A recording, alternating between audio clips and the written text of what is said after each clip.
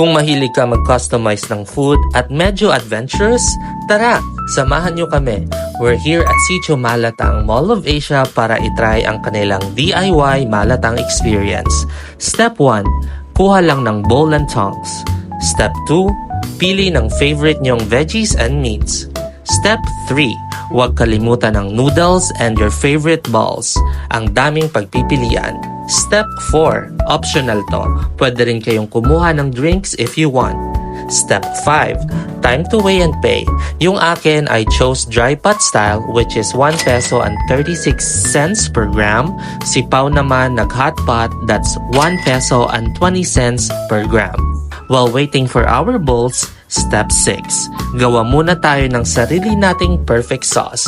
Pwede mong timplahin to your liking. And finally, Step 7, kainan na! Look at our creations. Grabe, ang sarap ng luto and since kami pumili ng ingredients, talagang patok sa panlasa namin. My dry pot was so flavorful and Pao loved his comforting hot pot. Overall, fun and delicious experience dito sa Sitio Malatang. Perfect for foodies who love to customize. Kayo, anong ilalagay nyo sa malatang bowl nyo? Comment below and try nyo na rin to. Watch the full video on my YouTube channel.